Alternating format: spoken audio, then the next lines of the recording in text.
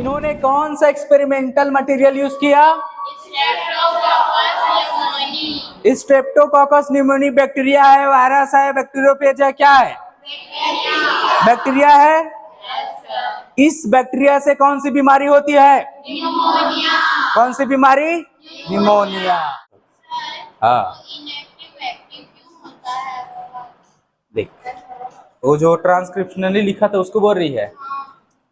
Simple क्या है, transcription का मतलब होता है डीएनए से एमआरएनए बनाना, है ना। अब वहां पर लिखा था कि यूक्रोमेटिन ट्रांसक्रिप्शनली एक्टिव रहता है, मतलब वहां पर ऐसे जीन्स रहते हैं जो प्रोटीन के लिए कोड बनाते हैं, मतलब वहीं से एमआरएनए बनेगा। समझ रही ना, ट्रांसक्रिप्शनली एक्टिव, ट्रांसक्रिप्शन से एमआरएनए बनेगा, एमआरएनए से प्रोटीन बनता है ना। मतलब वो एरिया है जहां पर प्रोटीन के लिए कोड रहते हैं। अब प्रोटीन के लिए कोड किस में रहते हैं? जीन में, है ना। तो जीन वाला हिस्सा उसमें ज्यादा रहेगा, प्रोटीन वाला बनाने का हिस्सा, ठीक है। चलो ये हेडिंग डाल लेंगे, है ना।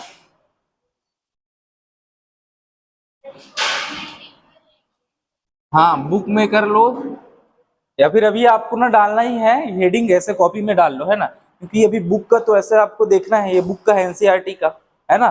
तो समझने के लिए यहाँ पर किसकी बात कर रहे हैं अपन, ऐसा लिख लिए।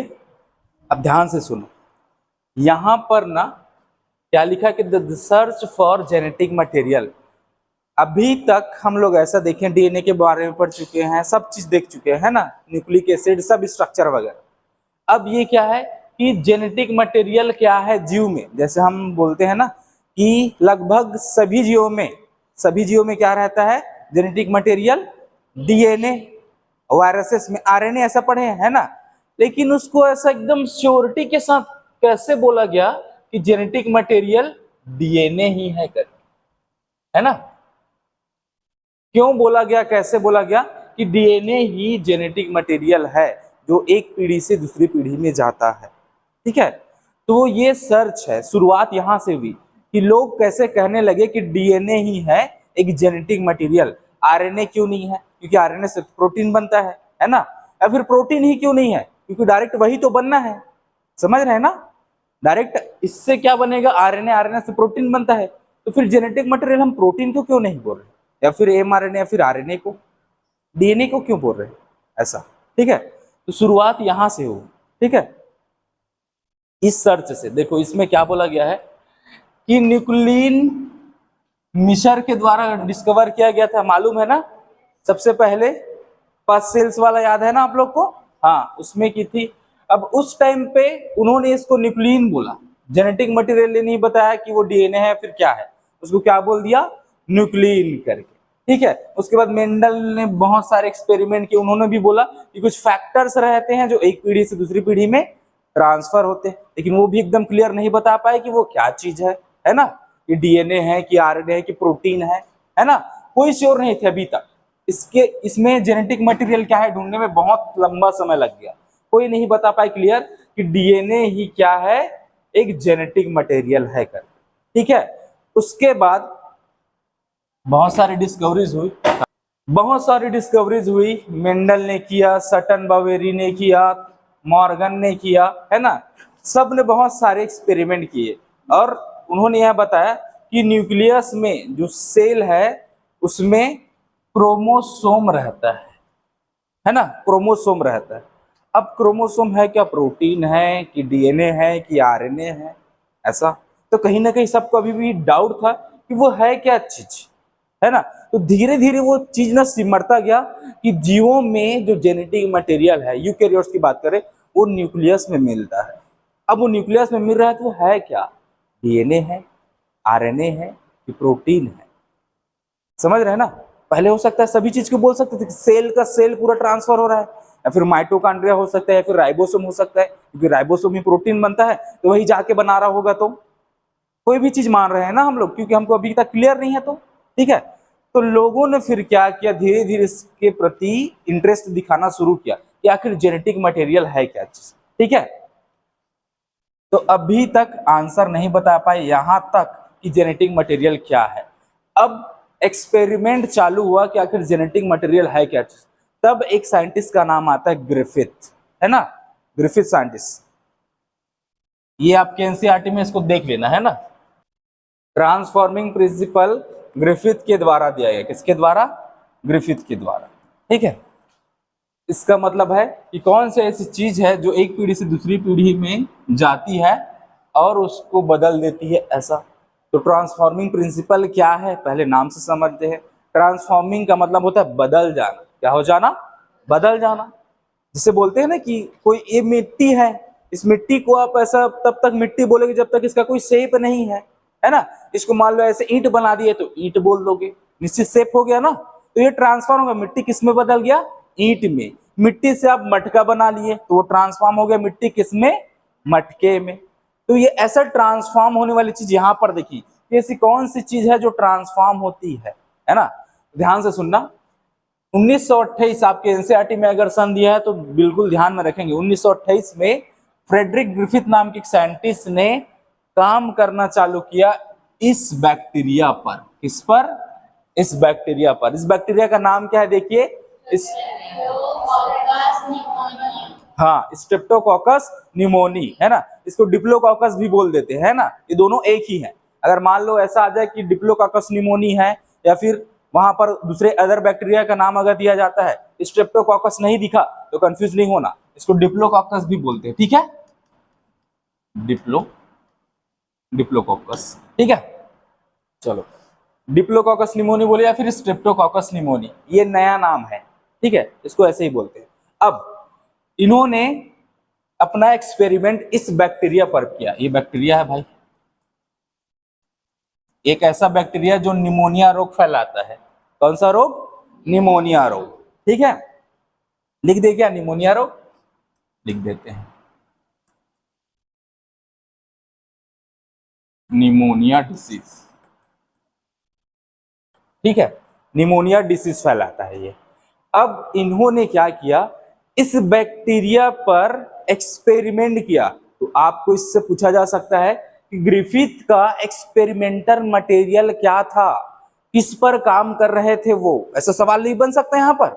बिल्कुल बन सकता है ना। जैसे मेंडल के बारे में पूछा गया था, उसका एक्सपेरिमेंटल मटेरियल क्या था? मटर, पी प्लांट, है ना। वैसे यहां पर भी पूछा जा सकता है इसका एक्सपेरिमेंटल मटेरियल क्या था, तो ये बैक्टीरिया। इन्होंने क्या किया, इस बैक्टीरिया के दो स्ट्रेन लिए। स्ट्रेन का मतलब होता है दो टाइप, है ना। जैसे यहाँ पर S3 लिखा है ना, यहाँ पर R2 लिखा है, तो ऐसे टाइप, तो ऐसे बहुत सारे टाइप थे, R1, R2, R3, ऐसे टाइप। उसमें से उन्होंने R2 लिया। ठीक है, एक बैक्टीरिया का टाइप। दूसरा बैक्टीरिया S1, S2, S3 से S3 लिया। ऐसे ऐसे टाइप्स रहते हैं, उसमें से S3, उधर R2। जितना लिखे थे उतना गया है नहीं, ध्यान में रखना। फिर बैक्टीरिया है, निमोनिया रोग फैलाता है। ठीक है, अब इसके दो टाइप है। चलो, अब ये S3 ना, अब इसको नाम क्यों दिया भाई? S3 क्यों बोल रहे हैं, R2 क्यों बोल रहे हो? कुछ चीज होगा इससे रिलेटेड जिस कारण से इसको R2 बोल रहे हैं, उसको S3 बोल रहे हैं। तो S किसके लिए लिखा जा रहा है? S लिखा जा रहा है यहाँ पर किसके लिए? स्मूथ। किसके लिए? स्मूथ। मतलब इसकी अगर हम कॉलोनी बनाते, इसका जब कल्चर करते हैं तो आपको ऐसे स्मूथ बैक्टीरिया दिखेंगे, इसके बाहर में कुछ नहीं रहेगा, खुरदुरा नहीं है, एकदम चिकना है। ठीक है, तो ये चिकना है। और ये R फॉर किसके लिए? रफ, है ना, रफ। ठीक, ये हो गया भाई रफ। अब ध्यान देंगे यहां पर ये स्मूथ क्यों है? क्योंकि इसके बाहर में एक आवरण पाई जाती है, जो बाहर सेल वाल है ना, उसके बाहर एक आवरण पाई जाती है जिसको बोलते हैं ग्लाइकोकैलिक्स। और हम लोग बैक्टीरिया जब पढ़ रहे थे प्रोकैरियोटिक सेल, उसमें पढ़ चुके हैं ग्लाइकोकैलिक्स एक पॉलीसैकेराइड है। म्यूकोपॉलीसैकेराइड मालूम है ना, म्यूकस टाइप का चिपचिपा, है ना। तो ये है म्यूकोपॉलीसैकेराइड। क्या है? म्यूकोपॉलीसैकेराइड। अब ये एक म्यूकोपॉलीसैकेराइड है, मतलब एक कार्बोहाइड्रेट है ना। अब कार्बोहाइड्रेट है तो ये क्या करता है, एक चिपकने में मदद करता है। किसमें? चिपकने में। ये प्रोटेक्शन देता है इसको, ये पूरा एक आवरण बनाता है, कैप्सूल बनाता है उसके बाहर, बैक्टीरिया क्या बाहर। ठीक है, तो ये कैप्सुलेटेड रहता है। क्या रहता है? कैप्सुलेटेड। कैप्सुलेटेड किसके कारण है? ग्लाइकोकैलिक्स के कारण। और हम लोग इसके बारे में पढ़ चुके हैं। जब ग्लाइकोकैलिक्स एक बैक्टीरिया में मिलता है तो बैक्टीरिया जिस पर आक्रमण करता है तो ये इम्यून सिस्टम से बचाता है, जिस जीव में जा रहा है ना उसके इम्यून सिस्टम से बचाता है, मतलब मारने नहीं देता, उसे छिप जाता है, ऐसे करके हाइड हो जाता है ना। ऐसा पढ़े ना, ग्लाइकोकैलिक्स मदद करता है। एक तो चिपकने में मदद करेगा किसी भी सरफेस से, दूसरा उसके इम्यून सिस्टम से बचाता है, ये मदद करता है, ठीक है। स्टिकी नेचर रहता है, तो चलो ठीक है। ये ग्लाइकोकैलिक्स कारण ये क्या है, ऐसे ना वायरुलेंट रहता है, मतलब ये बीमारी फैला सकता है, क्योंकि इसको पहचान नहीं पाते ग्लाइकोकैलिक्स के कारण, तो इसको हम लिखते हैं वायरुलेंट। वायरुलेंट का मतलब ये बीमारी फैला सकता है, ये बचा रह जाता है इम्यून सिस्टम से इस ग्लाइकोकैलिक्स के कारण, ठीक है।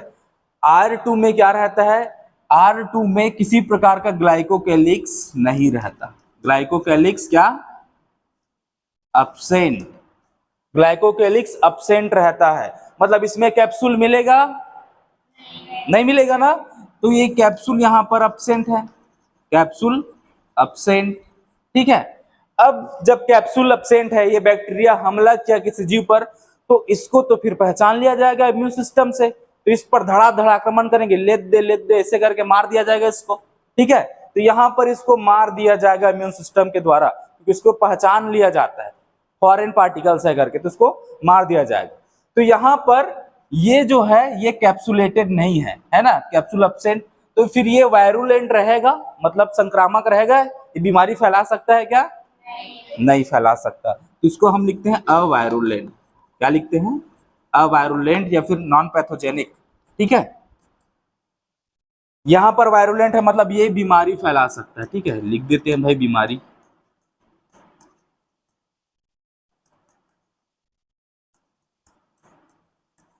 इसको पैथोजेनिक भी लिखा जा सकता है, तो ध्यान देंगे, है ना, वायरुलेंट है कि पैथोजेनिक, ये वर्ड बहुत इंपॉर्टेंट है। इसको आप क्या लिखोगे फिर, नॉन पैथोजेनिक, ठीक है, नॉन पैथोजेनिक। ये चलो, अब इन्होंने इस पर काम किया, इतना सब बता दिया। ये दो प्रकार के आपके पास स्ट्रेप्टोकोकस निमोनिया बैक्टीरिया थे, मतलब दो स्ट्रेन थे, दो टाइप थे। एक बीमारी फैला सकता था, सॉरी, ये एक बीमारी फैला सकता था, दूसरा बीमारी नहीं फैलाता था, ठीक है। इतना क्लियर हो गया ना, ठीक है। अब इसकी पहचान कैसे हुई कि ये बीमारी फैला नहीं सकता और ये बीमारी फैला रहा है करके, कुछ ना कुछ तो किया होगा ना वो, है ना। तो इसके कारण जो एक्सपेरिमेंट हुआ कि ये बीमारी फैला नहीं सकता, ये फैला सकता है, तो इसके लिए जो एक्सपेरिमेंट किया गया उसी को बोला जाता है ग्रिफिथ का एक्सपेरिमेंट। तो आपको यहां पर सवाल पूछे क्या कि निम्न में से कौन सा टाइप लिया गया ग्रिफिथ के द्वारा, तो मान लो S1 दिया, S2 दिया, S3 दिया और S4 दिया, कौन सा वायरुलेंट टाइप लिया गया था, इसके दो कौन सा लिया गया था, S3। इसलिए आपको ये चीज याद रखना है ना, कौन सा लिया है, इस सवाल के लिए याद रखना है आपको, ठीक है। चलो, इतना क्लियर ना। चलो, यहाँ पर ये म्यूकोपॉलीसैकेराइड है, इसका मतलब ध्यान से सुनना, ये कार्बोहाइड्रेट है, चिपकने तो मदद करेगा ही करेगा। और एक चीज, अगर आप कोई मछली पकड़ते हो तो मछली ना ऐसे फिसल जाता है, पकड़ते तो फिसल जाता है ना, वो किसके कारण है, ऐसा म्यूकोपॉलीसैकेराइड रहता है, म्यूकस वाला, है ना, जो बाहर ऐसे एक चिकना पदार्थ बना देता है, जैसे आप पकड़ते हो वो स्लिप होके निकल जाता है, तो वैसे ही इसको जब ऐसे पकड़ा जाता है तो स्लिप होके निकल जाता है। ये इम्यून सिस्टम के हाथ नहीं आता, तो अगर इम्यून सिस्टम के हाथ नहीं आ रहा तो फिर ये वहां पर जिस पर ये आक्रमण किया है ना, उस होस्ट पर ये अपने आप का क्या करता है, मल्टीप्लिकेशन, बहुत सारी कॉपीज बनाता है, बहुत सारे बैक्टीरिया बनाएगा। अब उसके कारण फिर क्या होगा, फिर बॉडी को नुकसान होता है, ठीक है, निमोनिया हो जाता है ना, तो ये इसके कारण होगा, ठीक है, स्मूथ कॉलोनी के कारण, तो ध्यान में रखेंगे। चलो,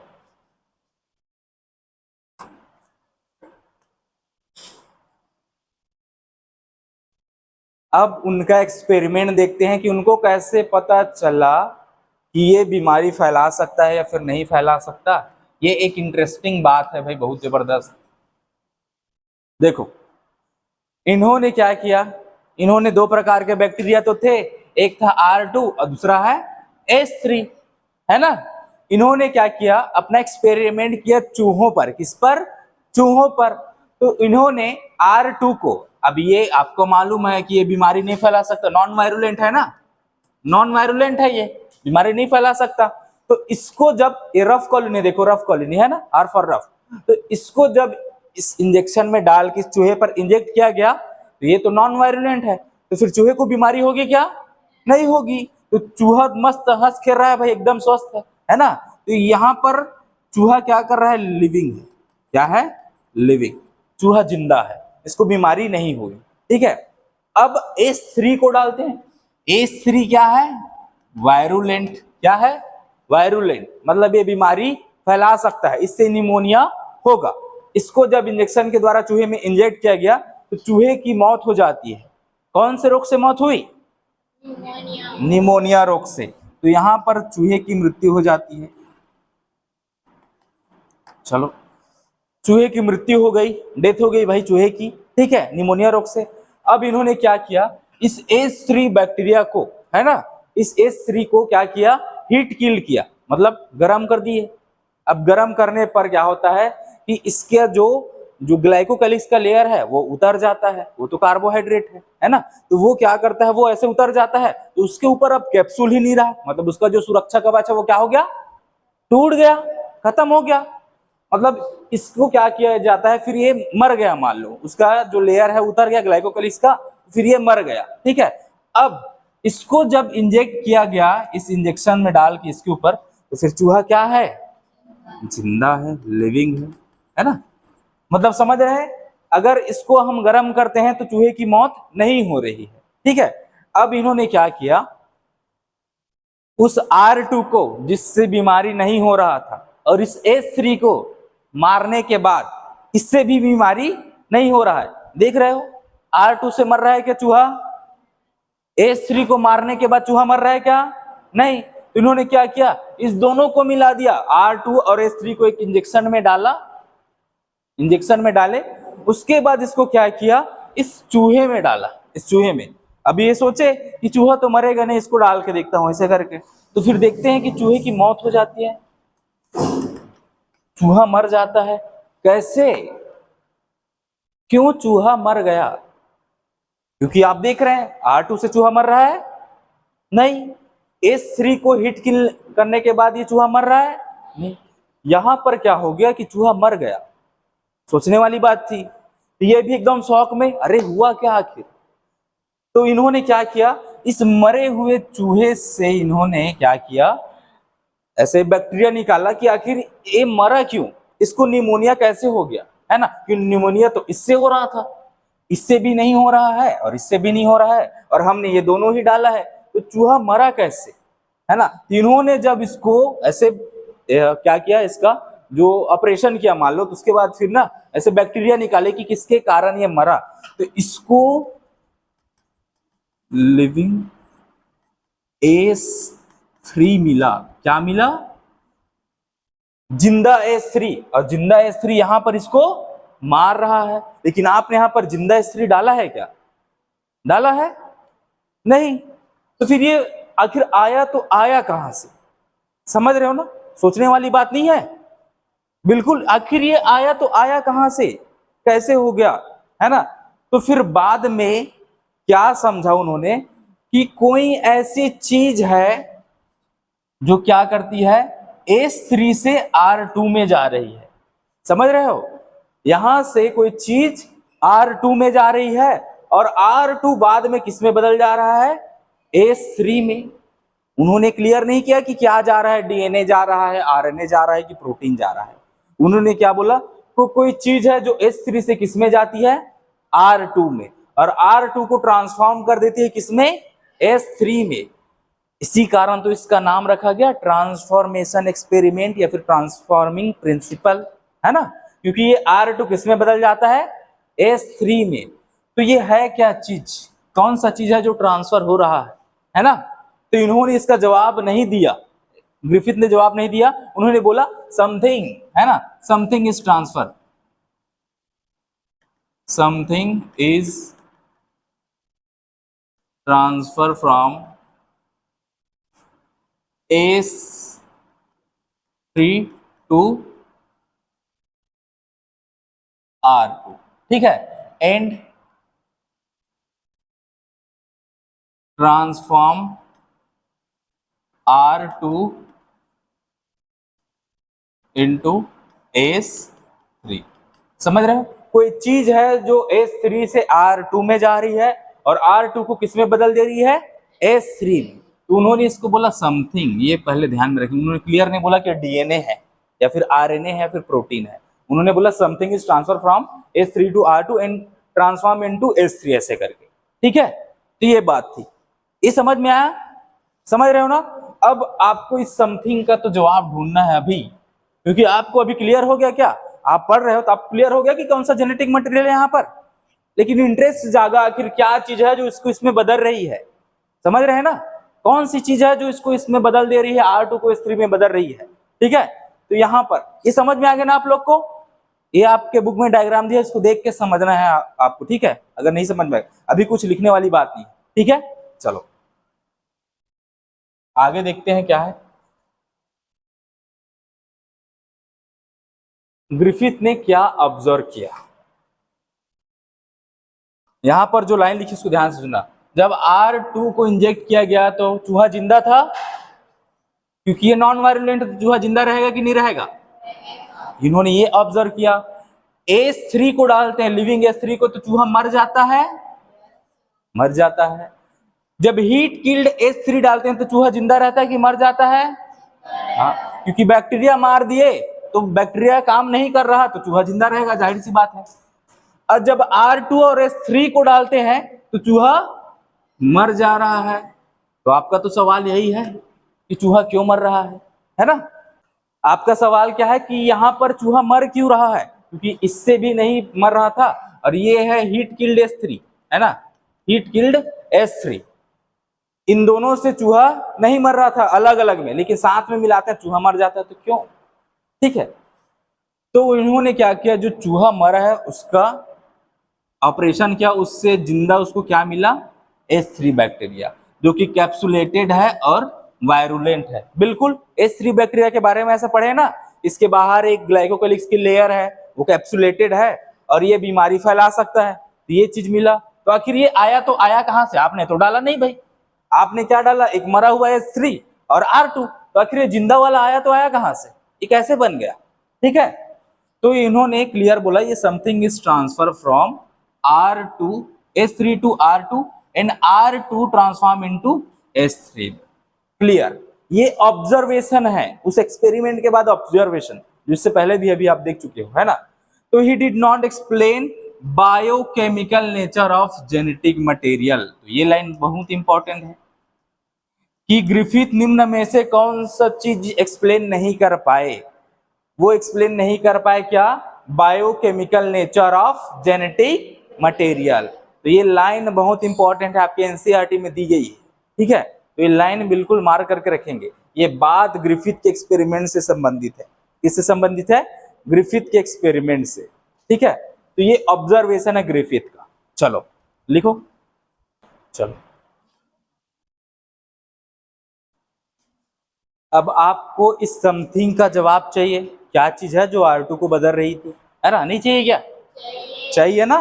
तो क्या चीज है वो देखते हैं।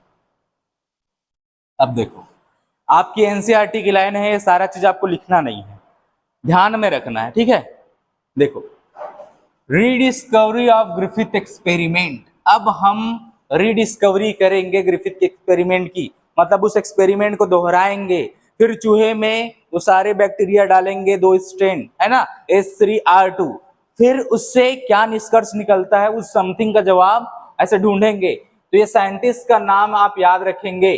ठीक है, ये जो नाम आपके एनसीईआरटी में दिया है ना, कि बायोकेमिकल कैरेक्टर क्या है, कैरेक्टराइजेशन ऑफ ट्रांसफॉर्मिंग प्रिंसिपल किसके द्वारा दिया गया, है ना। तो ये 3 नाम है, ओसवाल्ड, एवरी, मैक्लियार्ड और मैकार्टी। तो ऐसे ही नाम से पूछा जाता है, एवरी, मैक्लियार्ड और मैकार्टी। ठीक है, ये नाम से पूछा जाता है। ठीक है, अगर ये सन दिया है तो सन बिल्कुल याद रखना, आपके एनसीईआरटी में दिया है तो सन याद रखना। ठीक है, the genetic material was thought to be a protein, ऐसा माना जाता था कि जेनेटिक मटेरियल क्या है, प्रोटीन है ना। तो उन्होंने काम करना चालू किया क्या बताने के लिए? Biochemical nature of transforming principle. जो ग्रिफिथ का एक्सपेरिमेंट है ना, यही है क्या, है ना। तो उन्होंने ये चीज जब ग्रिफिथ नहीं बता पाए तो इस पर ढूंढना चालू किया कि आखिर क्या है जो ट्रांसफॉर्म कर देता है उस R2 को R3 S3 में, है ना, R2 को S3 में। तो उन्होंने ग्रिफिथ का एक्सपेरिमेंट दोहराया, उन्होंने फिर प्यूरिफाई किए बायोकेमिकल्स। बायोकेमिकल्स मतलब है कि उसमें क्या ऐसी चीज है जो ट्रांसफॉर्म हो सकती है भाई ना, एक पीढ़ी से दूसरी पीढ़ी में जा सकती है। उन्होंने 3 चीजें ऑब्जर्व की। एक तो प्रोटीन हो सकता है क्योंकि प्रोटीन पाया जाता है, एक है डीएनए और एक है आरएनए। तो 3 चीजें उन्होंने ऐसे निकाल ली, प्रोटीन, डीएनए, आरएनए, ऐसे करके बायोकेमिकल्स। ठीक है, अब उसके बाद ये चीज किससे निकाला उन्होंने, देखो तो, क्योंकि यही है जो R2 को बदल रहा था, हीट किल्ड वाला। तो जाहिर सी बात है आप S3 में क्यों निकालोगे, क्योंकि उससे बीमारी हो रही थी। तो आप R2 में क्यों नहीं निकालोगे जब उससे बीमारी नहीं हो रही है?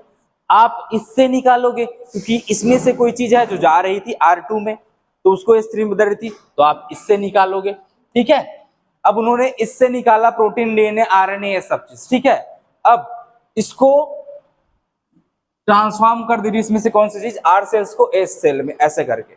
तो उन्होंने डिस्कवर किया डीएनए।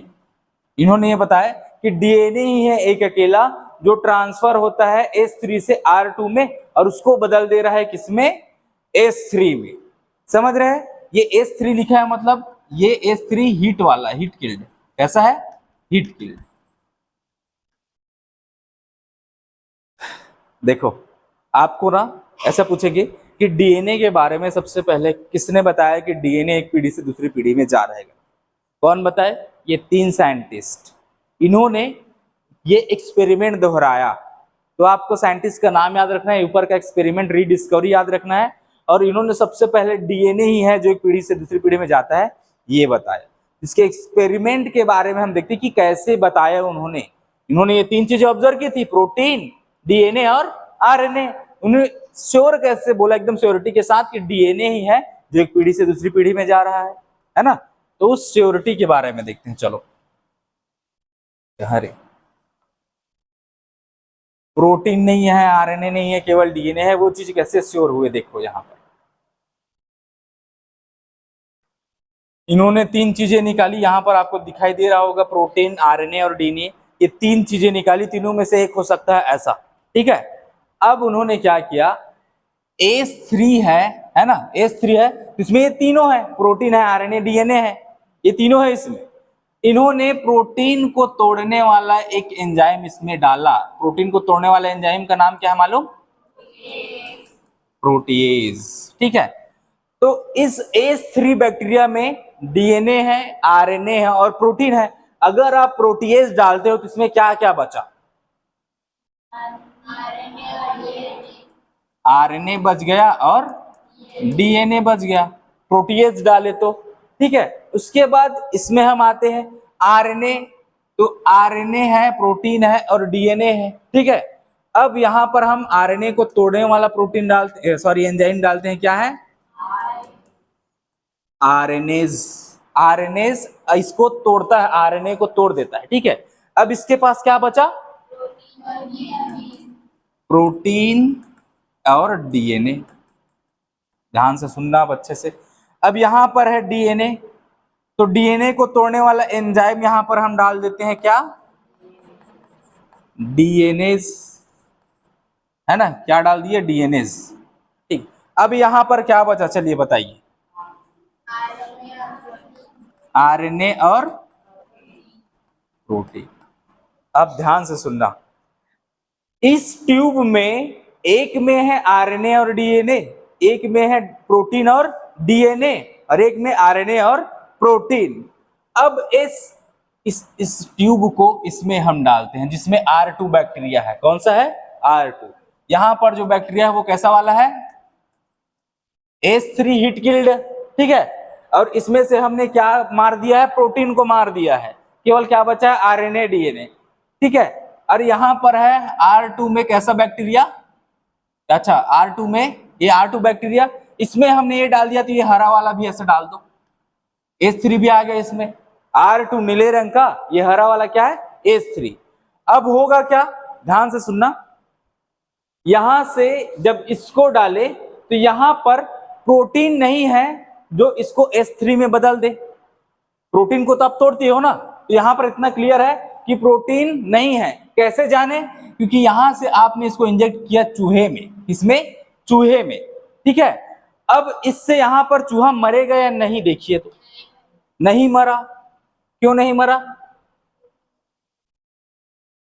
चूहा नहीं मरेगा रे,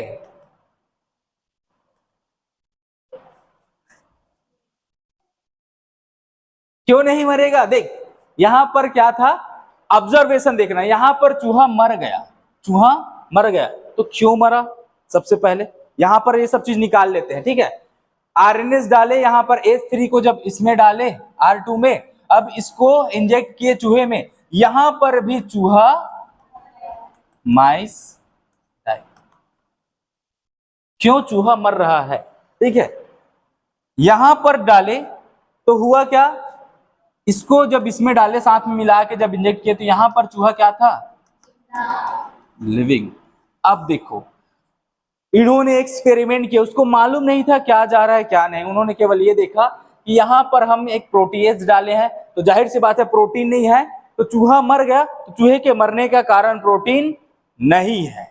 दूसरा चीज, यहां पर आरएनएस डाले, यहां पर फिर इसको इंजेक्ट किया दोनों के मिश्रण को, तो फिर यहां पर भी चूहा मर गया, मतलब आरएनए भी उस चूहे के मरने का कारण नहीं है। तो दो चीज क्लियर हो गई, ना प्रोटीन है ना ही आरएनए है।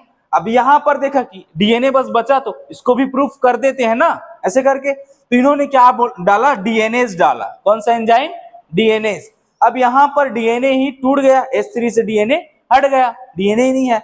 अब इसको इसमें डाले, फिर चूहे को इंजेक्ट किया तो चूहा जिंदा है। मतलब इस बात से क्या निष्कर्ष निकला कि यहां से H3 से डीएनए ही है जो ट्रांसफर हो रहा था। कौन ट्रांसफर हो रहा था, डीएनए। और इस R2 को किसमें बदल दे रहा था, H3 में, लिविंग H3 में बदल दे रहा था। तो यहां पर ये चूहा अगर जिंदा है, मतलब डीएनए यहां से मर गया, डीएनए को काट दिया, यहां पर डीएनए को मार दिया अपन, तो इस कारण से ये चूहा जिंदा है। यहां पर डीएनए है, डीएनए है, यहां पर डीएनए है, दोनों जगह डीएनए है, तो डीएनए यहां पर ट्रांसफॉर्म हुआ। अब यहां से R2 किसमें बदल गया, H3, यहां पर भी R2 किसमें बदल जाएगा, H3। लेकिन यहां पर बदलेगा क्या H3 में, देखो तो नहीं बदलेगा, ठीक है। तो इस कारण से ये चूहा जिंदा है, क्योंकि H3 नहीं बना लिविंग वाला। एक्सपेरिमेंट सिंपल था, आपने इस एक्सपेरिमेंट को दोहराया, जैसे ग्रिफिथ ने किया था कि H3 और R2 को मिलाते हैं तो चूहा मर जाता है ऐसे करके। इन्होंने केवल क्या किया, जिसमें जिसमें डाउट था वो चीज क्लियर की। प्रोटीन में डाउट था, आरएनए में और डीएनए में, तो सबसे पहले प्रोटीन को तोड़ा, तो इसमें डीएनए और आरएनए बचा। तो इसके कारण क्या है, जब इसमें मिलाया तो H3 प्राप्त हुआ उनको, चूहा मर गया इससे, ठीक है। यहां पर आरएनए मिलाया, आरएनए टूट गया, तो यहां जब इसको इंजेक्ट किया साथ में, तो यहां पर भी चूहा मर जाता है, ठीक है। तो आरएनए भी नहीं है, अगर मतलब आरएनए भी नहीं है, ऐसा टाइप का उन्होंने डाउट किया, ठीक है, क्योंकि आरएनए को तो आपने तोड़ दिया है, आरएनए क्लियर, अब प्रोटीन क्लियर, तो लास्ट बचा डीएनए। तो डीएनए को जब तोड़ने वाला एंजाइम मिलाया, अब जब इसको, जिसमें डीएनए नहीं है, इसको जब इसमें डाला तो इसमें आरएनए और प्रोटीन बस था। अब ये R2H3 में फिर नहीं बदला, और फिर जब चूहे में इसको डाला गया तो फिर चूहा जिंदा था, क्लियर। तो इससे यह निष्कर्ष निकला कि डीएनए ही है जो एक पीढ़ी से दूसरी पीढ़ी में, या फिर इसको H3 से R2 में ट्रांसफॉर्म कर देती है, ठीक है। इस कारण से डीएनए को एक जेनेटिक मटेरियल माना गया इसके अनुसार से। लेकिन साइंटिस्ट लोग क्या थे मालूम, इसको एक्सेप्ट नहीं कर रहे थे कि आप कैसे बोल सकते हो सब चीज, क्या फालतू का नाटकबाजी करके ऐसे कैसे बोल दी, ठीक है। अब सिंपल सी बात है, ध्यान से सुनना, यहां पर जैसे डीएनए को ना आप एक पेड़ मानो, एक प्लांट है, एक पौधा है, ठीक है। अब उस पौधे को मैं ना ऐसे यहां पर उगाया हूं, ठीक है। यहां पर मिट्टी वगैरह अच्छा नहीं है, तो फिर वो पौधा उगेगा क्या, मिट्टी अच्छा नहीं है, पानी का सोर्स नहीं है, मतलब वहां का इन्वायरमेंट अच्छा नहीं है, वहां पर पानी उगेगा, सॉरी पेड़ उगेगा, पानी उगेगा बोल रहा हूं, ले पेड़ उगेगा वहां पर, नहीं उगेगा ना, क्यों? क्योंकि उसका इन्वायरमेंट सही नहीं है। लेकिन अगर मैं इस पेड़ को, इस प्लांट को एक जगह से उठा के ऐसी जगह में डाल रहा हूं जहां पर अच्छा इन्वायरमेंट है, बहुत अच्छा पानी का सोर्स है, मिनरल्स वगैरह अच्छे हैं, तो पेड़ उगेगा कि नहीं, ग्रोथ करेगा कि नहीं? पेड़ ग्रोथ करेगा, पेड़ से फल बनेगा, फल से फिर उसके बीज बनेंगे, बीज से फिर नया पौधा बनेगा, नहीं बनेगा? सेम वही चीज यहां पर है। ये डीएनए है, इसको यहां पर इन्वायरमेंट नहीं मिल रहा, तो इसको जब नॉर्मल इंजेक्ट करते हैं तो फिर ये यहां पर ग्रो नहीं कर पाता क्योंकि इसका इन्वायरमेंट सही नहीं है। लेकिन जब इसको इसमें डाले तो R2 के पास बहुत अच्छा इन्वायरमेंट है, तो यहाँ पर जो डीएनए है वो यहाँ पर एब्जॉर्ब कर लिया जाता है R2 से, फिर उसको क्या है, ऐसा माहौल मिल गया, फिर डीएनए क्या करता है, रेप्लिकेशन करता है, क्योंकि इसके पास क्या है, वो सारे जीन्स है जो ग्लाइकोकैलिक्स का निर्माण करते हैं। इसके पास है, इसके पास नहीं है, लेकिन इसके पास डीएनए में वो जीन है। जब डीएनए इसके पास चला गया तो यहां से वो प्रोटीन बनने लगे, ग्लाइकोकैलिक्स वाले, कैप्सूल वाले, तो फिर ये S3 में कन्वर्ट हो गया। समझ रहे हो? डीएनए एक पौधा है, इसको यहाँ इन्वायरमेंट नहीं मिला, तो ये डीएनए को जब आप इंजेक्ट किए तो वो बीमारी नहीं फैलाया, वो ग्रोथ नहीं कर पाया। लेकिन जब इसको यहाँ से यहाँ ट्रांसफर किए तो यहाँ बहुत अच्छा माहौल है, बहुत अच्छा न्यूट्रिएंट मिल रहा है, माहौल अच्छा है ग्रोथ करने का, तो यहाँ पर ये ऐसे आ गया। अब इसको जब यहाँ पर ऐसे इंजेक्ट किए तो यहाँ क्या है, माहौल अच्छा है देख के ना वो ग्रोथ करने लगा, है ना, रेप्लिकेशन की अपनी कॉपीज बनाई, मतलब एक डीएनए का पेड़ है वो ऐसे बहुत सारे डीएनए के पेड़ बनाने लगे, बहुत सारी कॉपीज बनने लगी। समझ रहे हैं? माहौल मिला यहां पर इस कारण से, तो डीएनए एक पेड़ है ऐसा टाइप का। ठीक है, बाकी आपको इसमें से कोई डाउट देखिए तो कोई बात समझ में नहीं आई?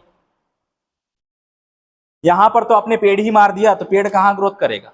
यहां पर पेड़ है, डीएनए है ना, यहां पर आपने पेड़ ही मार दिया है। चलो देखो तो कोई डाउट इसमें? कंक्लूजन क्या निकला, ऑब्जर्वेशन क्या निकला, कंक्लूजन क्या निकला? देखो, डीएनए इज ट्रांसफॉर्मिंग प्रिंसिपल। उन्होंने क्या बोला कि डीएनए ही है जो एक पीढ़ी से दूसरी पीढ़ी में जा रहा है, मतलब R2 को किसमें बदल रहा है? S3 में। किसमें? S3 में, लिविंग S3 में बदल रहा है। ठीक है, अब इसी कारण से डीएनए को एक हेरिडेटरी मटेरियल बोला। हेरिडेटरी का मतलब एक पीढ़ी से दूसरी पीढ़ी में जा रहा है ऐसा करके। ठीक है, डीएनए को ही ऐसा जाना गया। अब आपको यहां पर सवाल मैं पूछता हूं, ध्यान से सुनना। इस एंजाइम से पूछा जा सकता है या फिर एक्सपेरिमेंटल प्रूफ किसने दिया कि जेनेटिक मटेरियल डीएनए ही है करके, तो कौन दे रहा है ये एक्सपेरिमेंटल प्रूफ? हाँ, ये 3 साइंटिस्ट का नाम याद रखेंगे, every, MacLeod, McCarthy. Genetic material एक डीएनए है, ये प्रूफ किया। दूसरा चीज, रीडिस्कवरी ऑफ ग्रिफिथ एक्सपेरिमेंट किसके द्वारा किया गया? Avery, MacLeod, McCarty. किसने किया? Every, MacLeod, McCarthy. क्लियर ना? ये 3 साइंटिस्ट का नाम याद रखेंगे। तो डीएनए सबसे पहले जेनेटिक मटेरियल है, कौन बताए? Avery, MacLeod, McCarty. कौन बताए? Avery, MacLeod, McCarthy. क्लियर ना? चलो,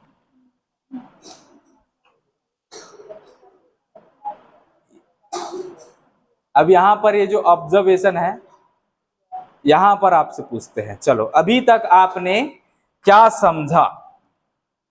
क्या समझा कि कुछ समझ में नहीं आया? चलो, ऑब्जर्वेशन हमारे द्वारा कर रहे हैं, ऑब्जर्वेशन कि आप लोग को याद हुआ कि नहीं या फिर समझ में आया कि नहीं, ऑब्जर्वेशन ये हमारे द्वारा किया जा रहा है ऑब्जर्वेशन। ठीक है, चलो, एक जगह पर हमने R2 लिया, एक जगह लिया S3, एक जगह लिए हीट किल्ड,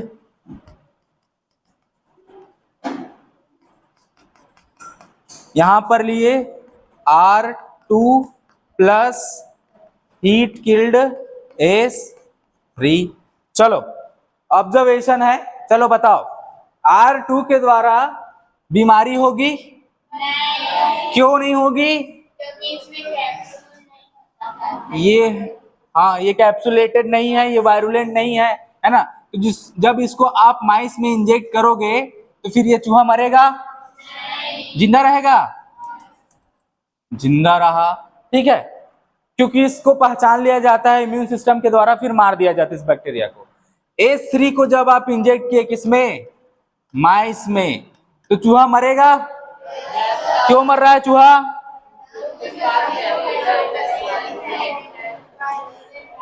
क्योंकि ये वायरुलेंट है, इसके पास कैप्सूल है, ग्लाइकोकेलिक्स की लेयर है, तो इम्यून सिस्टम इसका नहीं पहचान पा रहा, तो फिर चूहे को ये मार देता है, बीमारी फैला देता है। ठीक है, तो यहां पर चूहे की डेथ हो जाती है। चलो यहां पर बताइए, चूहे में इंजेक्ट कर दिए, उस नहीं मरेगा? क्यों नहीं मर रहा भाई, बता सकते हो? हाँ, क्योंकि इसके कैप्सूल का लेयर उतर गया है। ठीक है, अब ये क्या नहीं रहा, स्मूथ नहीं रहा, रफ हो गया। क्या हो गया? रफ। मतलब उसके जो लेयर है उसको अब पहचान लिया जा रहा है चूहे के इम्यून सिस्टम के द्वारा, है ना, तो ये फिर चूहा जिंदा रहेगा। ठीक है, क्योंकि आपने बैक्टीरिया को पहले ही मार दिया है। चलो अब इन दोनों को जब साथ में डालते हैं तो फिर क्या होता है चूहा का? चूहा मर जाता है। क्यों मर रहा था चूहा भाई यहां पर?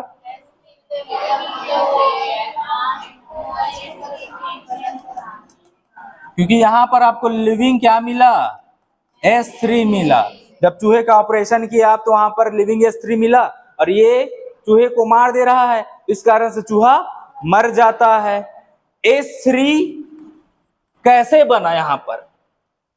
क्योंकि यहां पर तो आप लिविंग H3 नहीं डाले हो, तो लिविंग H3 आखिर कैसे बना? कैसे बना?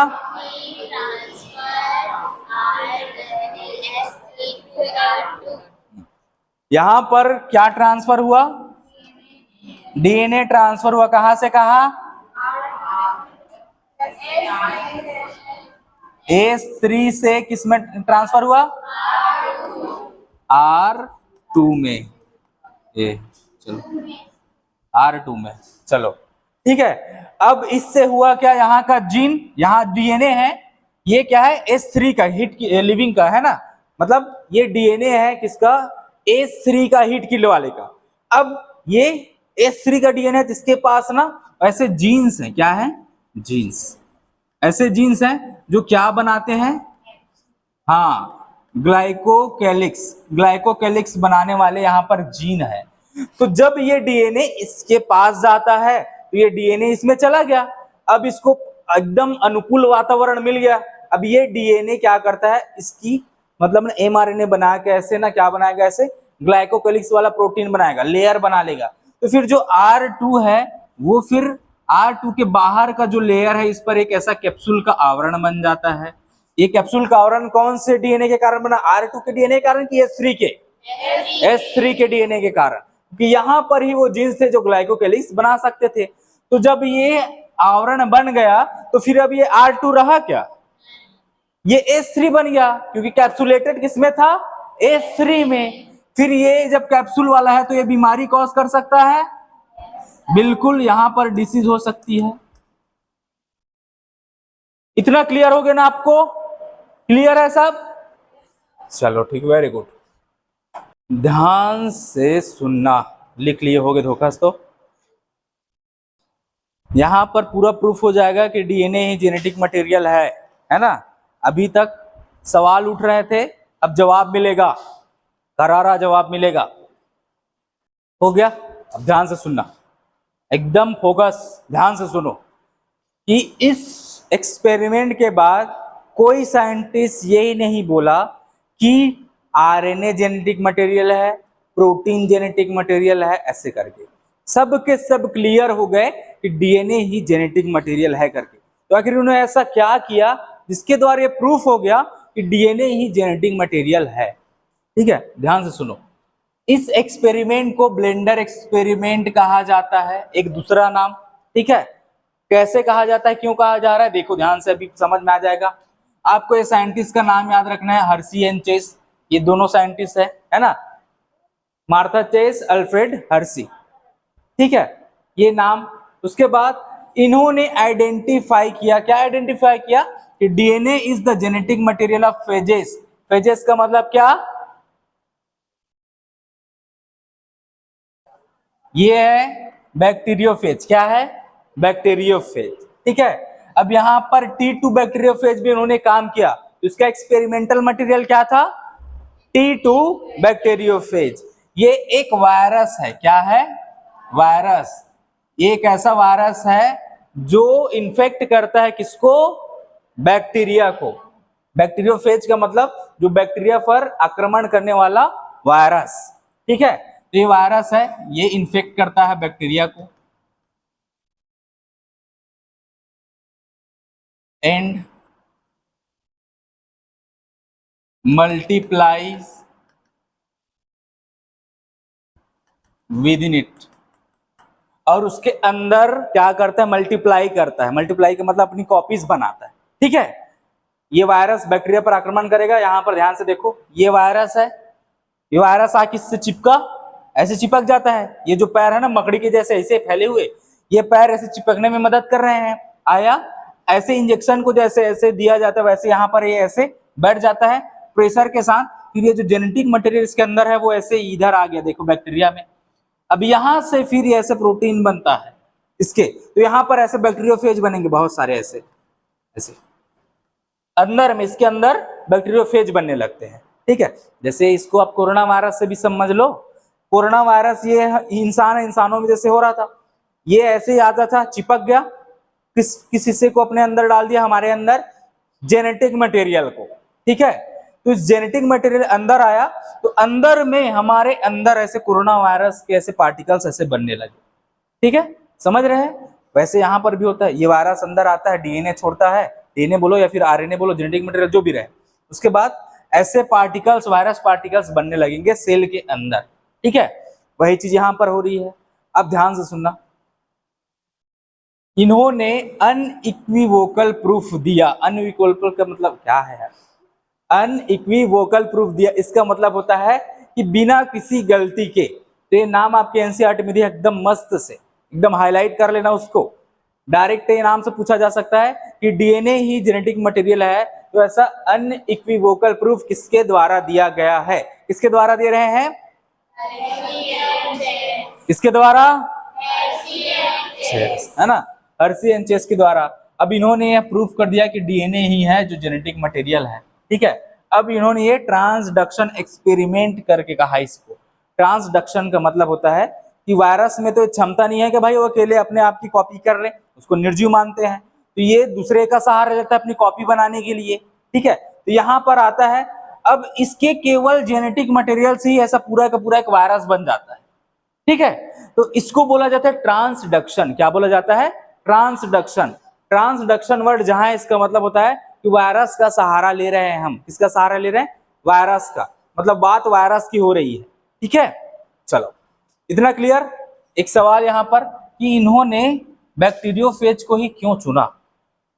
क्या रीजन है कि एक निर्जीव पदार्थ को चुनने का? कि बाहर पड़ा है तो एक निर्जीव है, सेल में आक्रमण करता है तभी ये जीव है ना। वायरस ऐसे ही रहता है क्या? नहीं रहता।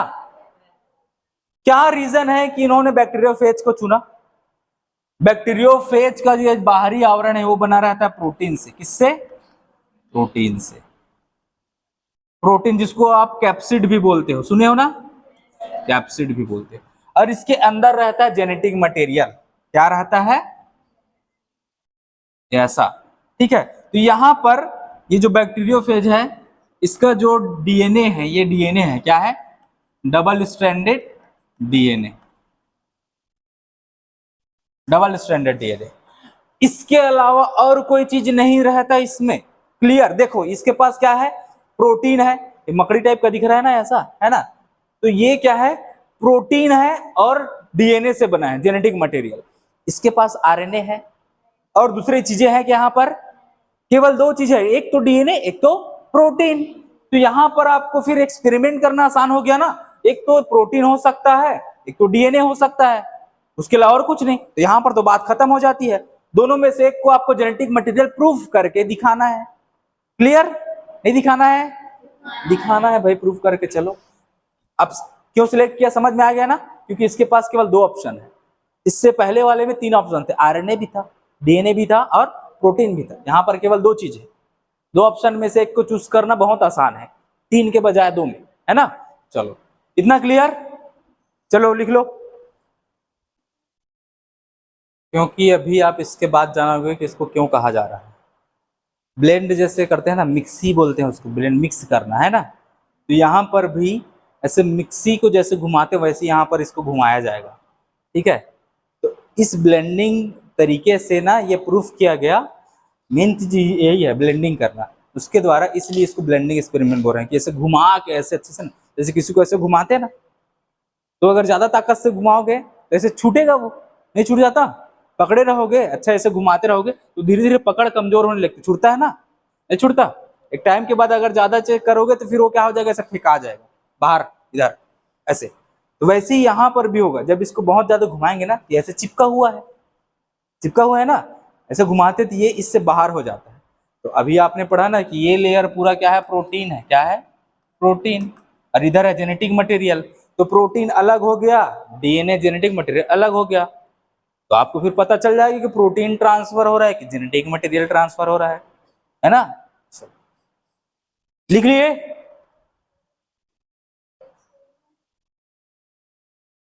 ये ट्रांसडक्शन, इस ट्रांसडक्शन वर्ड का मतलब ये होता है वायरस से, जब वायरस अपने आप की कॉपी बनाता है ना, तो वो किसी दूसरे का सहारा लेता है, किसी जीव का, है ना। तो इस प्रोसेस को बोलते हैं हम ट्रांसडक्शन। जहां पर ये वर्ड है उसका मतलब होता है कि वहां पर वायरस की बात की जा रही है, वायरस का इन्वॉल्वमेंट है, ठीक है। ट्रांसडक्शन में देखिए वायरस है, आक्रमण किया है इकोलाई को, ये बैक्टीरिया है इकोलाई, क्या है, इकोलाई, है ना। इस बैक्टीरिया पर आक्रमण किया, उसके बाद जेनेटिक मटेरियल छोड़ा, फिर अपनी कॉपी बना रहा है, देखो यहाँ पर ऐसे। तो यहाँ पर ये सहारा लेता है किसी दूसरे जीव की अपनी कॉपी बनाने के लिए, इसको बोलते हैं अपन क्या, ट्रांसडक्शन, ठीक है। नहीं हुआ, हो गया।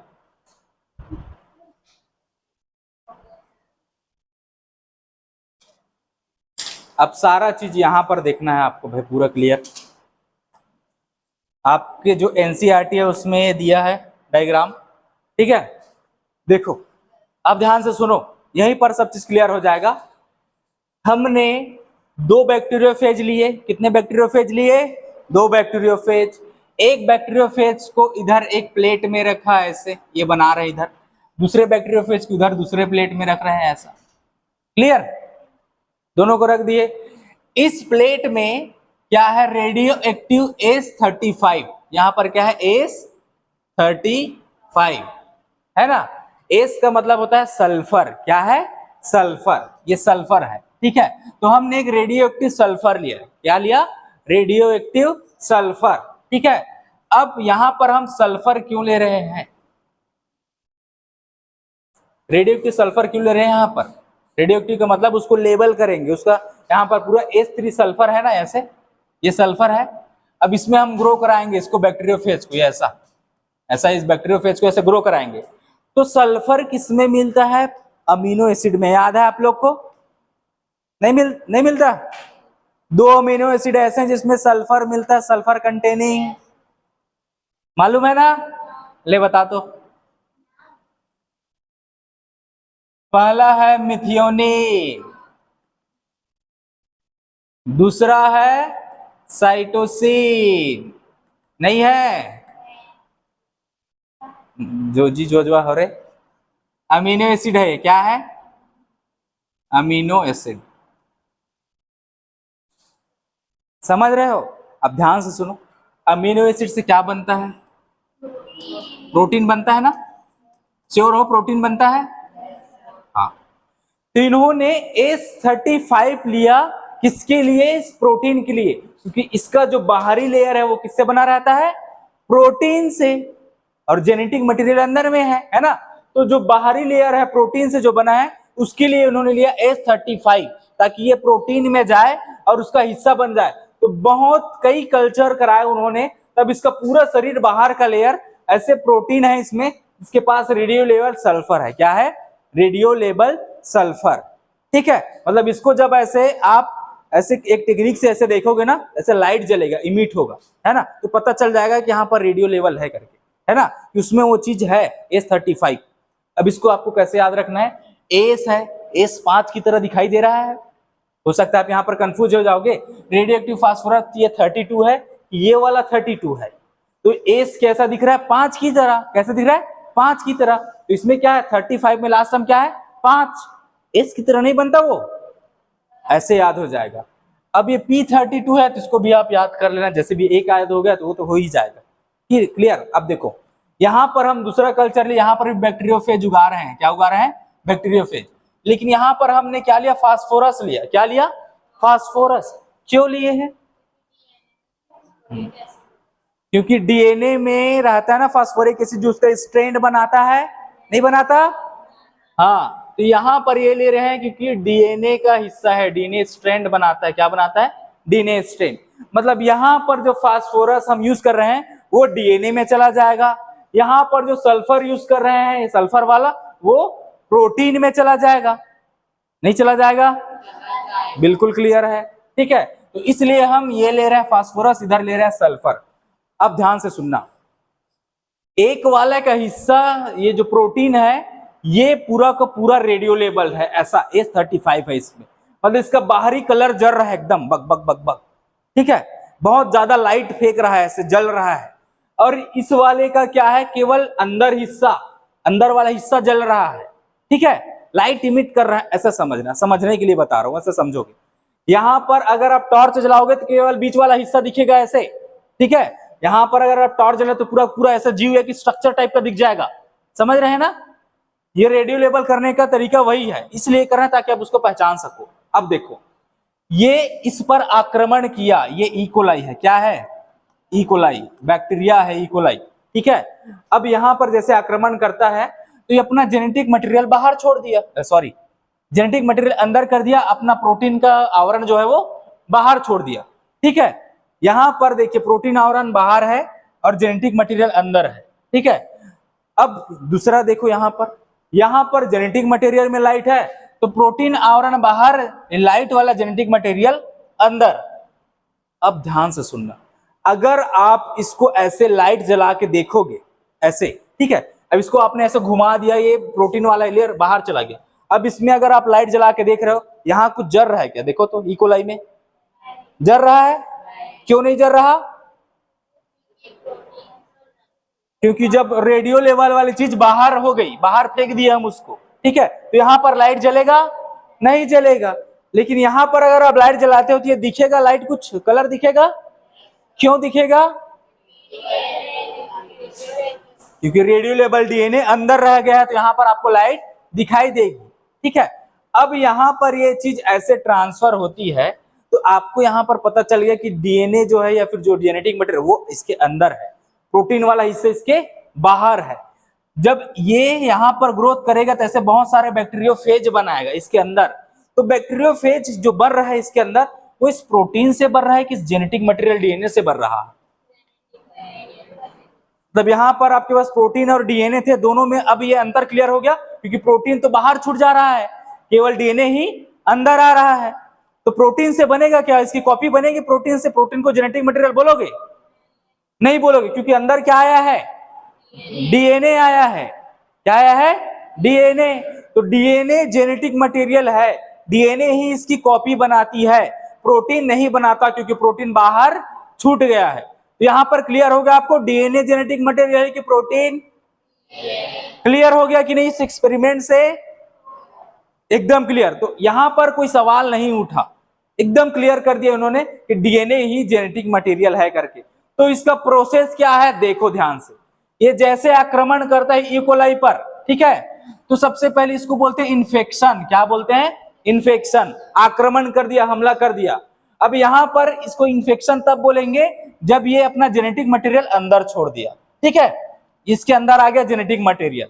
ठीक है, अब ध्यान से सुनना। उसके बाद हम कराएंगे ब्लेंडिंग। ब्लेंडिंग का मतलब होता है मिक्स कराना, ऐसे घुमाना।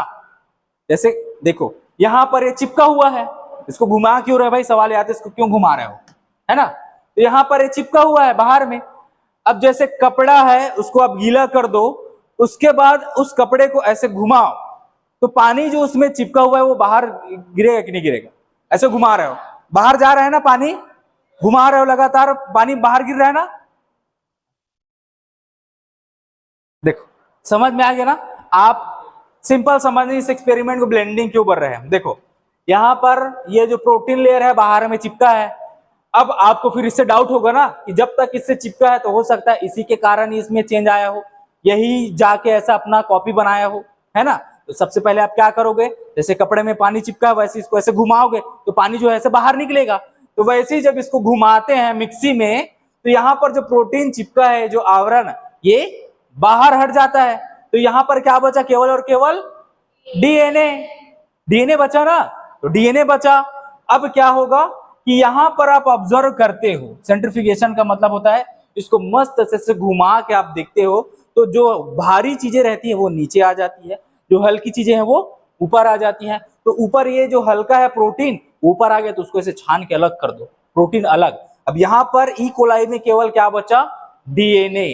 तो यहां से फिर देखा जाता है यहाँ पर ऐसे बहुत सारे ऐसे बैक्टीरियोफेज बन गए। क्या बन गए, बैक्टीरियोफेज, बहुत सारे ऐसे बैक्टीरियोफेज। तो यहाँ पर ये प्रोटीन की मदद से बन रहे होंगे कि डीएनए की, क्योंकि यहाँ पर तो डीएनए बस है, प्रोटीन का ऑप्शन खत्म। तो यहाँ पर इस चीज से प्रूफ हो गया कि केवल और केवल डीएनए ही ऐसा है जो ऐसी इसकी कॉपी बना रहा है, दूसरा जीव बना रहा है। मतलब इस पीढ़ी से इस पीढ़ी तक ट्रांसफर हुआ। तो क्या ट्रांसफर हुआ, डीएनए। नहीं समझ में आया, क्लियर ना। ये भी बनाएगा ना भाई, इससे पता कैसे चला, ये प्रोटीन बाहर है, रेडियो लेबल चीज है ना, केवल इससे तो पता नहीं लगा सकते आप। अगर इसको आप कलर नहीं करोगे तो आपको कैसे पता लगेगा कि जेनेटिक मटेरियल अंदर है या फिर प्रोटीन। इसको कलर किए, प्रोटीन वाला हिस्सा बाहर है, प्रोटीन वाला में कलर किया हो ना, तो मिक्सी ऐसे घुमाए तो ये क्या हो गया, बाहर निकल गया रेडियो वाला। तो आपको यहां से पता चल गया कि यहाँ पर तो लाइट नहीं जल रही, तो जेनेटिक मटेरियल को हम रंगे नहीं थे, तो यहाँ पर जेनेटिक मटेरियल अंदर है, जो लाइट जल रहा है वो हिस्सा बाहर है। यहां से पता चला कि जिसको हम लाइट किए थे वो इसके अंदर है और प्रोटीन वाला हिस्सा बाहर है। इसलिए दो एक्सपेरिमेंट किए गए कि दोनों में डाउट नहीं आना चाहिए कि आपका प्रोटीन यहाँ पर अंदर है कि बाहर, यहाँ पर या फिर जेनेटिक मटेरियल अंदर है फिर बाहर। तो पूरा क्लियर हो गया। यहां से पता चला कि प्रोटीन वाला हिस्सा बाहर रहता है इस रेडियो लेबलिंग से, है ना। यहां से पता चला कि जेनेटिक मटेरियल वाला हिस्सा इसके अंदर है। तो दोनों बात तो एक ही है, यहाँ पर भी प्रोटीन बाहर है, यहाँ पर भी प्रोटीन बाहर है, यहाँ पर भी जेनेटिक मटेरियल अंदर है, यहाँ पर भी है। क्लियर हो गया ना। इस बात से पूरा एकदम क्लियर हो गया कि ये जो डीएनए ही है जो एक पीढ़ी से दूसरी पीढ़ी में ऐसे ट्रांसफर होता है। प्रोटीन तो भाग ही नहीं ले रहा, प्रोटीन तो बाहर हो गया है ना। क्लियर हो गया ना आप लोग को, एकदम क्लियर। किसी बात में कोई समस्या देखिए तो यहां पर दो चीजें लिखना है। यहां पर एक H3 सल्फर क्यों ले रहे हैं, इसके लिए, क्योंकि आपके एनसीईआरटी में नहीं दिया है। ये ले रहे हैं फास्फोरस किसके लिए, क्योंकि डीएनए स्ट्रैंड का हिस्सा है फास्फोरस, इसके लिए। बाकी ये डायग्राम आपके एनसीईआरटी में है तो उसको मार कर लेना, ठीक है। चलो, नहीं ये साइटोसिन डीएनए का हिस्सा है ना, ए भाई ये सिस्टीन है, सिस्टीन। तो ले, सिस्टीन है, सिस्टीन। मेरे को भी डाउट आ रहा है, देख। अब इसको ना आपको बहुत अच्छे से समझा रहा हूं, ध्यान से सुनो। अगर लिख लिए हो ये दोनों चीज तो ध्यान से सुनना। जैसे रेडियम ना लाइट डालने पर जलता है, देखियो लाइट डाले हटा देते हो अंधेरे में, देखना रेडियम जलता है, जलता है, जलता है ना, नहीं जलता। जलने का मतलब वो ऐसे ना लाइट इमिट कर रहा है ना, ऐसा नहीं कि आग लगा दिए, आग लगा दी, आग लगा दी, आग लगा दी। देख यहाँ पर क्या है, यहाँ पर हमने बाहरी लेयर में रेडियम डाला। कहाँ डाले, बाहरी लेयर में। यहाँ पर हमने इसके अंदर जो जेनेटिक मटेरियल है उसमें रेडियम डाला। एग्जाम्पल ऐसा रेडियम नहीं डाल रहे, समझा रहा हूं, है ना। अब आप देखो, जब इसको हम ऐसा लाइट जलाएंगे फिर बंद करते हैं तो रेडियम का पूरा लेयर आपको बाहर में ऐसे दिखाई देगा। यहाँ पर जो प्रोटीन हिस्सा बना है वो, है ना। और यहाँ पर अगर हम लाइट जलाएंगे तो केवल एक जगह ऐसे दिखेगा, कोई जगह इकट्ठा है, वहां पर लाइट जल रहा है, ठीक है। तो वही चीज यहाँ पर होगा, जब ये इन्फेक्शन करेगा तो रेडियम वाला हिस्सा बाहर, लाइट जला के देखोगे ना तो फिर ये कहाँ दिखेगा, इधर बाहर, ऐसे अंदर में नहीं दिख रहा। अब यहां पर अगर आप लाइट जला के देखोगे तो बाहर में कुछ नहीं दिखेगा, इसके अंदर में लाइट जल रहा है, ऐसा, ठीक है। तो ऐसी रेडियो लेबलिंग होती है, ऐसा लाइट के द्वारा पता लगा लिया जाता है कि कौन सा हिस्सा कहां पर है। रेडियो लेबल करने का मतलब यही है, ठीक है, पता लगा लेते हैं। चलो, इन्फेक्शन, सेंट्रिफिकेशन, ब्लेंडिंग का मतलब क्या होता है। इन्फेक्शन का मतलब आक्रमण करना, क्या करना, आक्रमण करना। ठीक है, यहां पर देख कि दोनों टाइप के वायरस, दोनों टाइप का मतलब जिसमें एक सल्फर वाला है H35 और दूसरे में है P32, ये दोनों प्रकार के बैक्टीरियोफेज इन्फेक्ट करते हैं बैक्टीरिया को एक सेपरेट मीडियम में। दो अलग अलग जगह किए ना, इसको बोल रहे हैं इन्फेक्शन। वहां पर वो अपने डीएनए को, जेनेटिक मटेरियल को डाल रहा था। ब्लेंडिंग का मतलब होता है घुमाना, मिक्स करना, है ना। तो ये हो गया। इससे क्या होगा ब्लेंडिंग करने का फायदा, जब सेल्स को एजिटेट किया जाता है, एजिटेट का मतलब होता है घुमाना, क्या करना, घुमाना, जब घुमाया जाता है, ठीक है, तो ये जो कांटेक्ट है किसका किसका, वायरस और बैक्टीरिया का, वो क्या हो जाता है, टूट जाता है। जैसे वायरस ऐसे चिपका नहीं था इस बैक्टीरिया में, ऐसे ऐसे चिपका था ना, तो बहुत ऐसे घुमा रहे हैं ना, तो ये जो ऐसे चिपका है वो इसे ऐसे अलग हो जाता है। तो बैक्टीरिया अलग, इधर वायरस का एरिया अलग, ऐसे ये अलग हो गया। सेंट्रीफ्यूगेशन का मतलब होता है उसको ऐसे रखेंगे, सेंट्रीफ्यूगेशन से जो भारी चीजें हैं वो नीचे आ जाती है और हल्की चीजें ऊपर आ जाती है। तो ऐसे घुमाएंगे तो ये जो प्रोटीन पार्ट है वो हल्का रहता है, इस बैक्टीरिया वाला पार्ट क्या है, भारी। तो जो भारी है वो नीचे, मतलब बैक्टीरिया नीचे, और ऊपर क्या रह जाएगा, प्रोटीन किसका, बैक्टीरियोफेज का। बैक्टीरियोफेज जो वायरस है उसका हिस्सा ऊपर है ना, तो यहां पर इसको सेपरेट कर सकते हैं अलग, क्योंकि प्रोटीन वाला हिस्सा अलग, उसको अलग कर दो, वायरस वाला पार्ट को, प्रोटीन को, और बैक्टीरिया वाले को नीचे अलग कर दो। अब देखो सेंट्रीफ्यूगेशन जो मशीन है उसको मैं दिखा रहा हूं आपको, ये आपके एनसीईआरटी में तो नहीं है, है ना, मशीन को दिखा रहा हूं। देखो ये है सेंट्रीफ्यूज मशीन।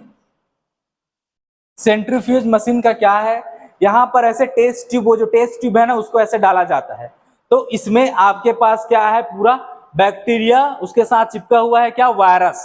यहां पर जब आपने इसको सेंट्रीफ्यूज किया है ना, तो जो हल्का चीज है इसको ऐसे घुमाया जाता है, बहुत ऐसे घूमता है, ऐसे बंद कर दो, यहाँ पर टाइम सेट कर दो कितने इतने टाइम तक घूमना है ऐसे करके, तो ऐसे पूरा घूमेगा वो बहुत टाइम तक, जितना सेट करोगे उतना। उसके बाद इस टेस्ट ट्यूब में क्या होगा, ये ऑब्जर्व क्या किए कि जो भारी चीज है, हैवी, क्या हैवी चीज जो है नीचे सेटल हो गई है, और ये जो ऊपर में ये क्या है, हल्की चीज है, लाइट। लाइट चीज का मतलब हल्का, ऐसा नहीं कि लाइट जल रहा है उधर, देख लाइट मतलब हल्का, यहां हल्की चीजें ऊपर आ गई, तो नीचे आपको क्या मिला, क्या मिला नीचे, अभी इस मिक्सचर में क्या था, इधर ये ले, इधर ऐसे है, यहाँ पर ये बैक्टीरिया है, इससे ऐसे चिपका हुआ है, ऐसे है ना, ऐसे अलग है, मान लो अलग भी हो गया ऐसे, है ना, वायरस। अब मैं बोल रहा हूं कि ये हल्का है, प्रोटीन वाला जो वायरस पार्टिकल है बाहर प्रोटीन, और ये बैक्टीरिया क्या है, ये भारी है, क्या है, भारी। तो यहां पर जब आप घुमाते हो तो भारी चीजें नीचे आ जा रही है और हल्की चीजें ऊपर जा रही है, तो ऊपर इस हिस्से में आपको क्या मिलेगा,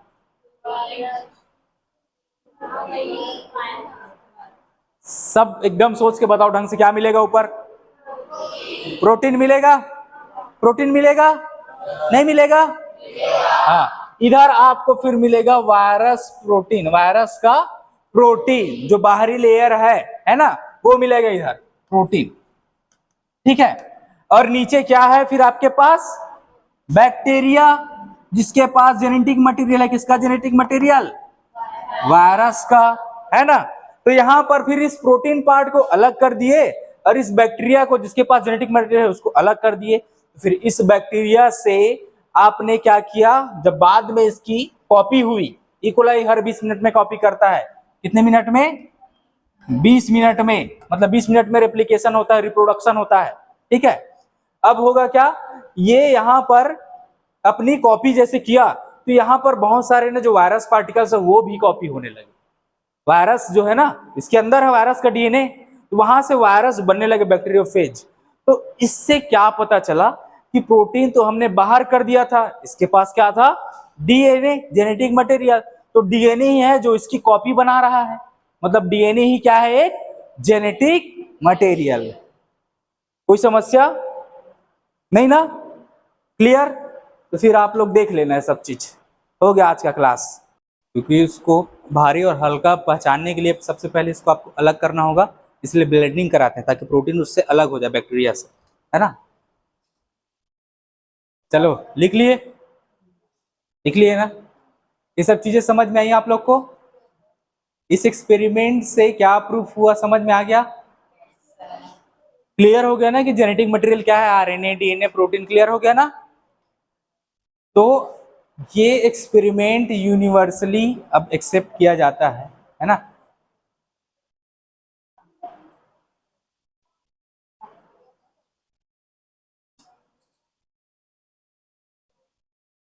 चल एक बार दोहराते हैं लगातार, सब ऐसे कॉपी वगैरह बंद कर दो, कॉपी बंद कर रहे बाबू, चल।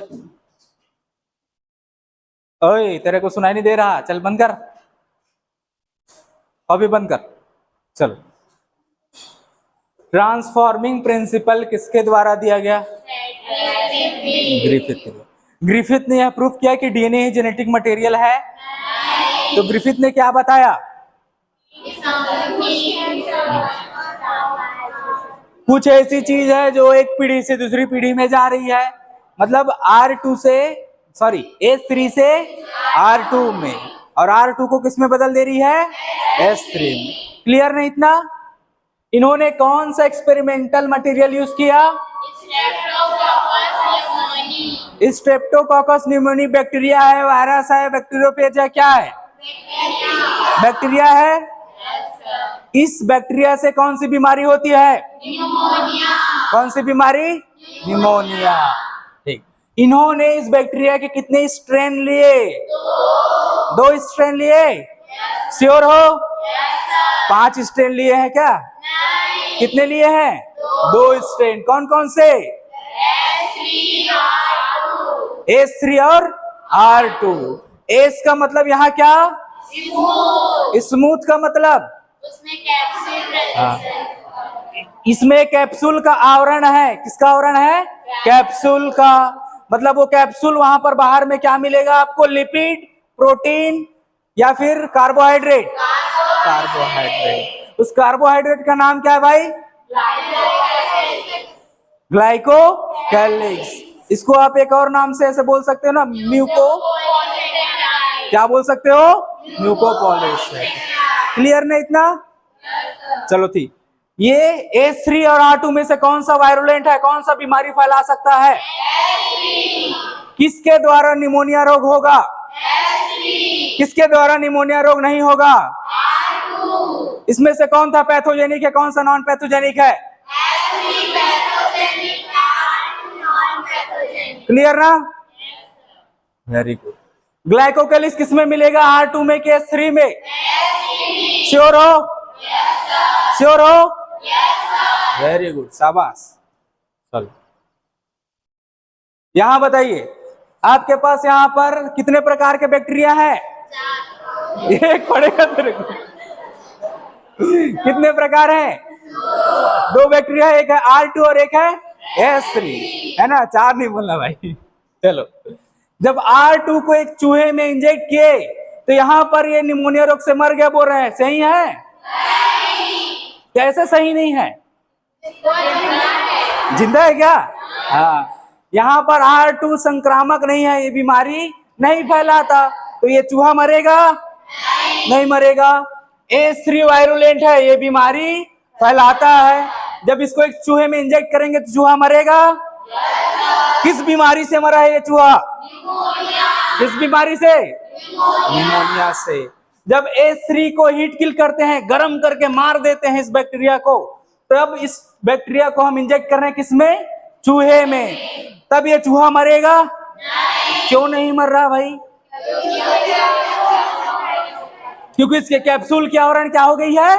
हट गई है। अब ये बीमारी नहीं फैला सकता क्योंकि गर्म करके उबाल के मार दिए इसको। ठीक है, चलो। लेकिन यहां पर एक अचरज, एक अचंभव, एक आश्चर्यजनक चीज हम देखते हैं। क्या चीज? जब R2 जो बीमारी नहीं फैला रहा था, हीट किल्ड S3 जो बीमारी नहीं फैला रहा था, दोनों को साथ में हम जब इंजेक्ट किए चूहे में, तो फिर चूहा मर गया। क्यों मरा?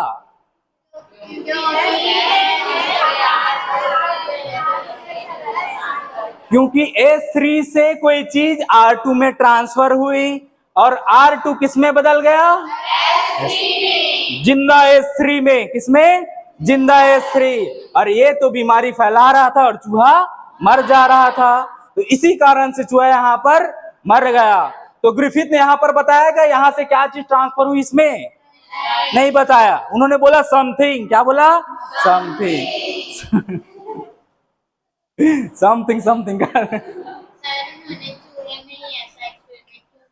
क्योंकि इंसान में नहीं कर सकते ना इंसान को क्यों मारेगी रे? नहीं, देखो चूहे का और जैसे हमारा ऐसे ओरिजिन बॉडी स्ट्रक्चर ऐसे देखा जाए ना तो सेम रहे। एक मिनट,